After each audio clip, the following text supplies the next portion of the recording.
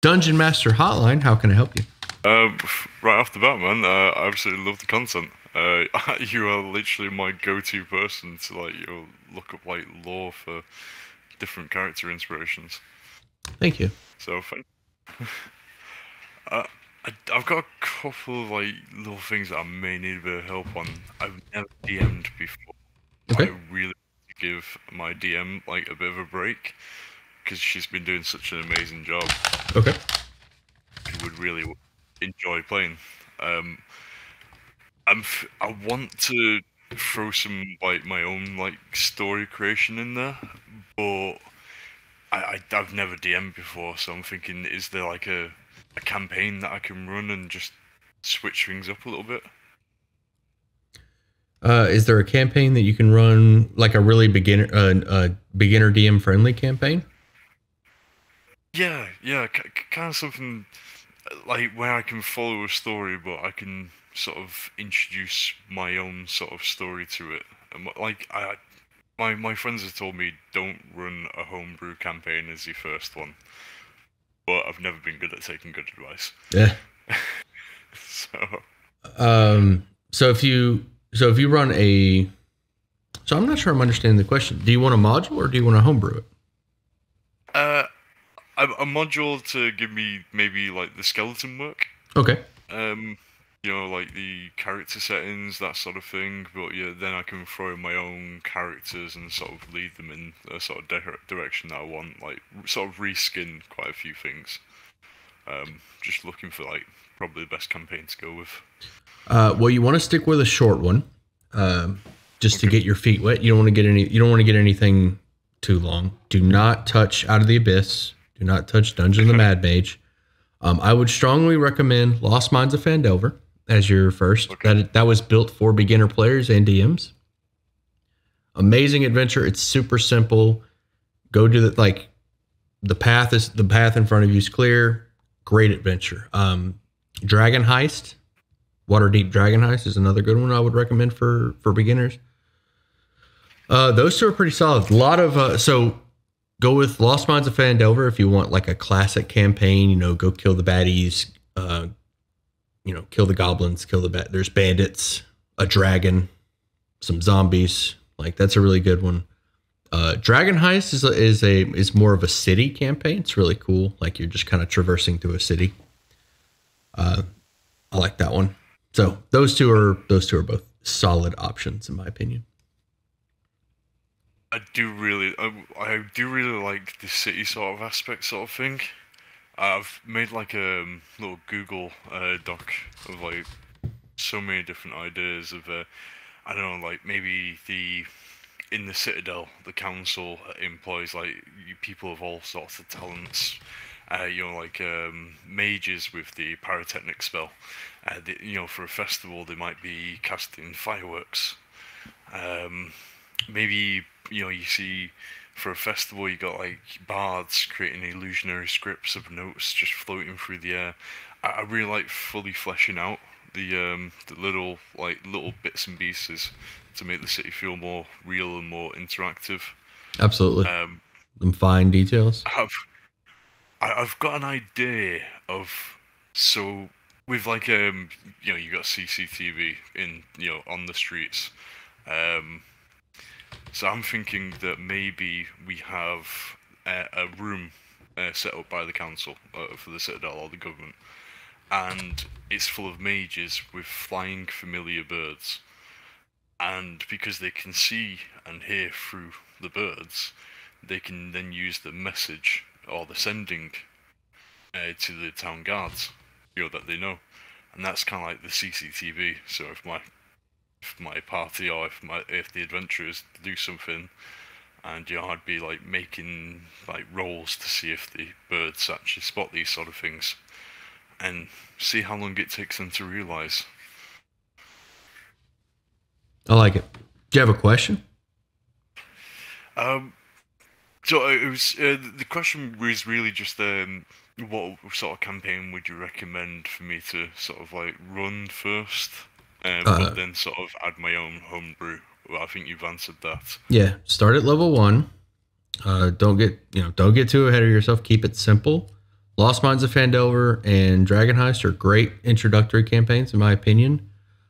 Keep the campaign short. You know what? I would even go so far as to say do one shots, or Phandelver's about 5 or 6 sessions, I guess, depending on how you run it.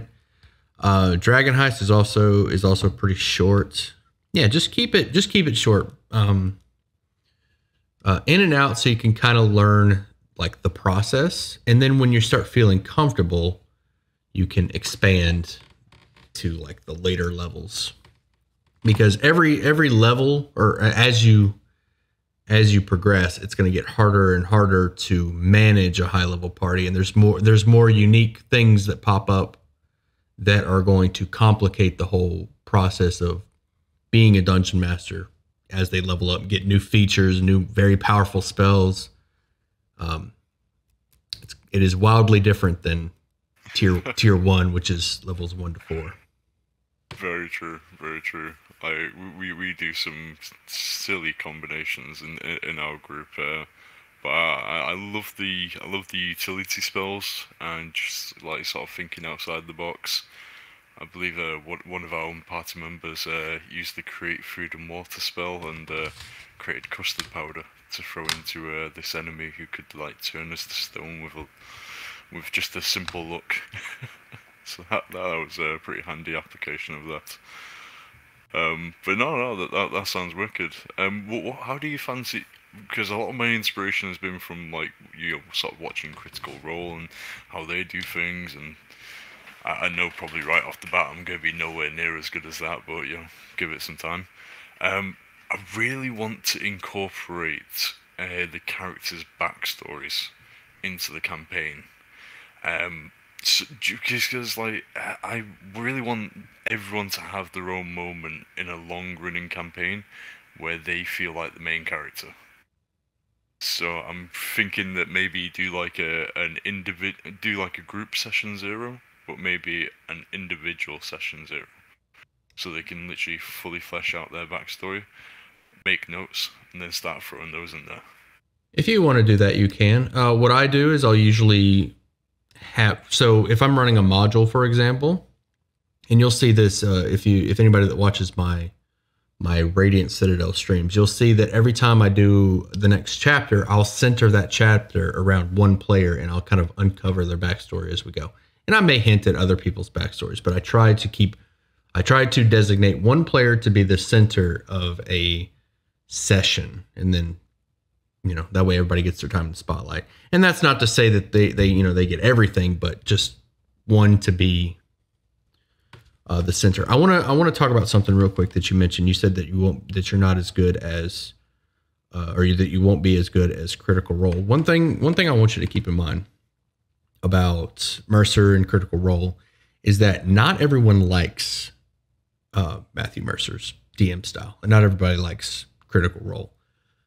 There are some people, I've met them, there are some people that would prefer, well, I won't say literally anyone else, but there are some people that don't. So I have a friend that DMs, and there are some people that prefer him as a DM over like anybody else. I was trying to avoid saying there are people that would prefer me to Matt Mercer. I'm sure they're out there, but I mean, you could say that about anyone is what I was getting at. And it's a style thing. So just like how people will tell artists who, like, if you're just learning how to draw or paint, find your style, or your style will come out as you learn. It's the same thing with DMing. As you DM, you're going to learn what you like and what you don't like. The key is to just try new things, try other things. There's going to be something that comes up that Matt Mercer does that you're going to be like, I don't really care for that. I personally think that some of his descriptions are really long. For example, I try to keep mine brief and like the information in pieces. Some people like that, some people don't. That's just an example. So yeah, just keep that in mind. Find your style. I definitely agree. I definitely agree with that. I've been trying to work on like certain like, because I use D&D Beyond Discord for voice and like your webcam and Roll20 when we're in their campaign, Tomb of Annihilation. Absolutely loving it, and it really is. I've gone through 5 characters right now. They keep on dying. That's a story for another day, though.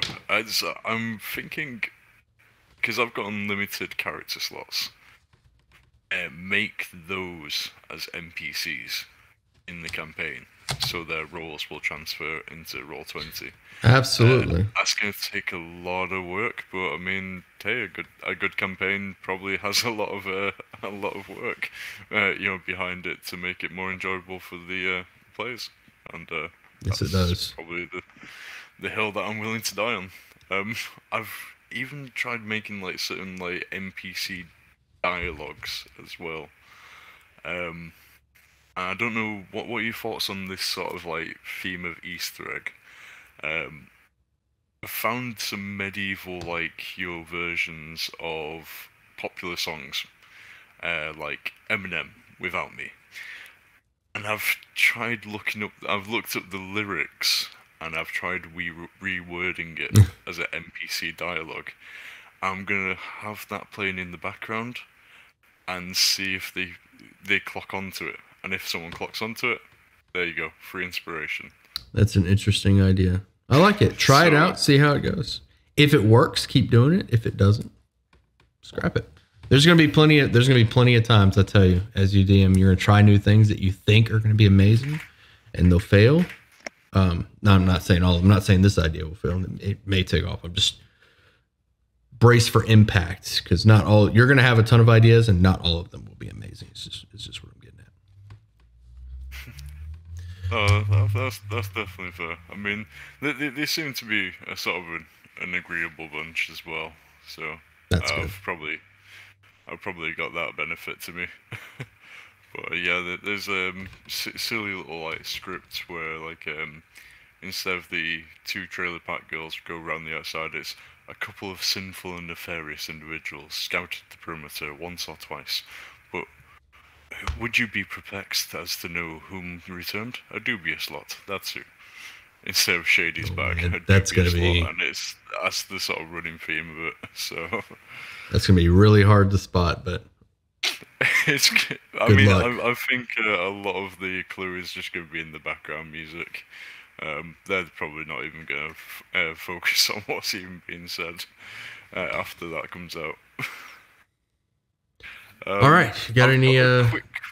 I've got a quick build idea, if you don't mind. Oh, what? Because I loved your fry cream video. You've got a what idea? A quick build idea to post, just to bounce off you, if that's okay. Sure. So I really like the idea mechanic behind fry cream and the extra arms. Mm-hmm. I wanted to try and build a sort of like a uses a piercing weapon, slashing weapon, and bludgeoning weapon.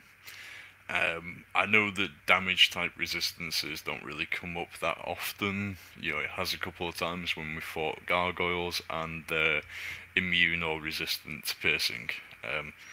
But I like the idea of he wields one of each weapon type, and just sort of uses the right thing for the right situation. And I was thinking that would be a pretty dope like sort of like concept to run with. Things with like the different feats, like the bludgeoning feat and the slasher feat and piercer feat and so on and so forth. I sort of traded that idea off to be straight up bludgeoning, and ended up creating something weird. A Battlemaster fighter artificer wields a two-handed bludgeoning weapon with the crusher feat. Hits, pushes back 5 feet, but also uses the pushing maneuver. If they fail the strength saves, pushes 15 feet. With the second weapon, in the 2 arms, throws a light hammer with the returning weapon enchantment. Pushes back 5 feet, and because of 2 weapon fighting, I can throw another. I can use another light weapon as a bonus action. I'm pushing someone back about 30 feet, and it just sounds weird as a playstyle. Well then, that sounds like a character. Would it not, in your opinion, become somewhat annoying as a DM?